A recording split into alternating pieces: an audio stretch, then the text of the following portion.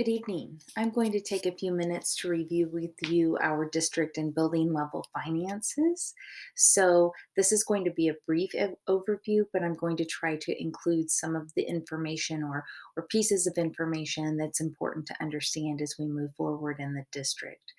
Our fund balance at the end of the 2019-2020 school year actually ended at 13.2%.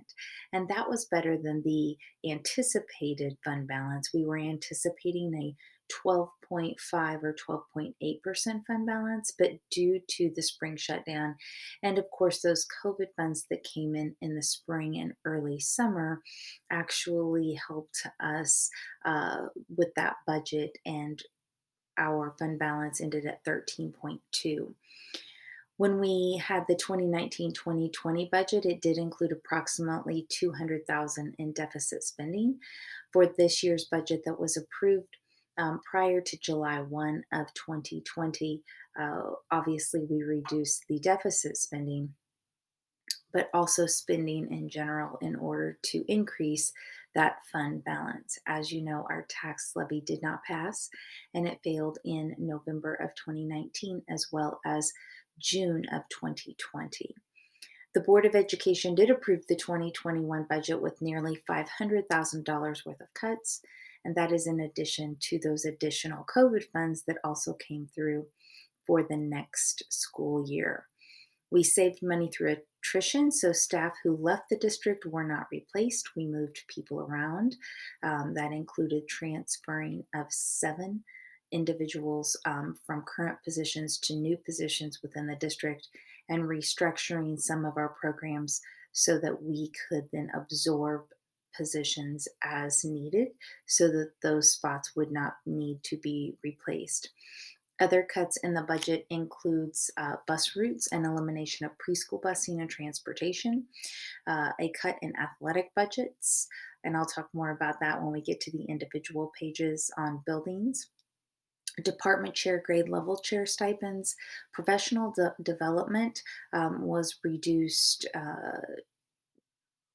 according to the waiver that the state put forth for the 2019 or for the 2020 school year. Equipment purchases and then salary schedules have been frozen, no movement horizontally or vertically. Just a little bit of information moving forward. According to our tax rate and the tax rate information that we have, our hearing is actually coming up. But the proposed tax rate, as you can see, will actually increase a little bit of revenue for us. So the proposed tax rate is 4.7176. You can see that on the middle right of the screen, and that will actually create a little bit more revenue from the 2019 school year for us. In addition to that, you can see that we also have a small percentage of new revenue from reassessment, so that will help us as well. We have a little boost there at 3.56%.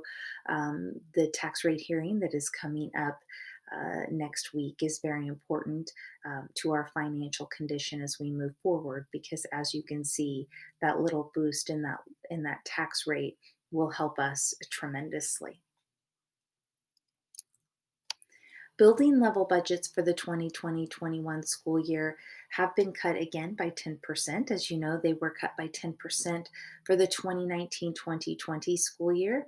This includes department budgets, grade level budgets, and general supplies. Teachers will be seeing again a smaller number in their budgets for them to purchase supplies and instructional materials for their classrooms, as well as all building level budgets. Athletic budgets have also been cut by 10%, so that affects both our middle school and our high school budgets. And in addition, athletic contests have been cut, one away contest per sport at both middle and high school. Also, keep in mind that we're not sure exactly what sports are going to look like this year, so those contests may be cut anyway, depending on COVID conditions in our area. Building credit card use has been limited to emergency use only or Amazon orders only through your buildings. And so our superintendent has given us directions on what that PO process needs to look like. And so to make it easy for you, then I have delineated those Q&As, and I'll quickly go over that. We are at a point financially where we have to be fiscally responsible. So we need to make sure that we are using funds appropriately and following protocols put forth by district office. Therefore, we will be using the following protocols as we move forward. And to make it easy for you, I put together a quick Q&A. We will not be doing reimbursement, so please do not pay for supplies out of your own pocket and then submit a reimbursement. We need to make sure that we're using the Walmart card, the Hy-Vee card, the Lowe's card, my school credit card for those items that apply. We'll talk about that in a little bit.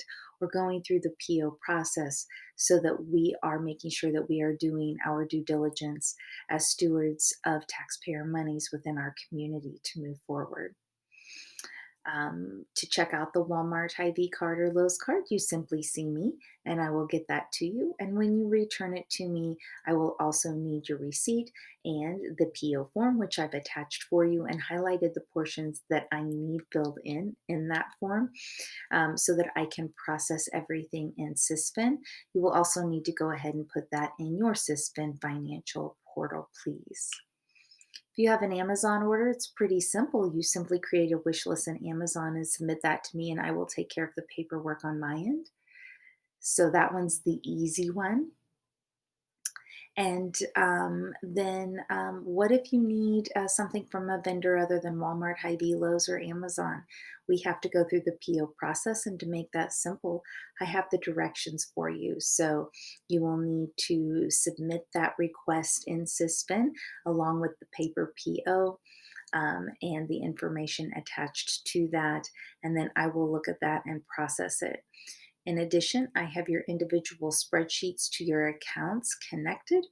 As you spend from those accounts, I will update so that you know exactly what is in your account for your department, your grade level, or your classroom budget.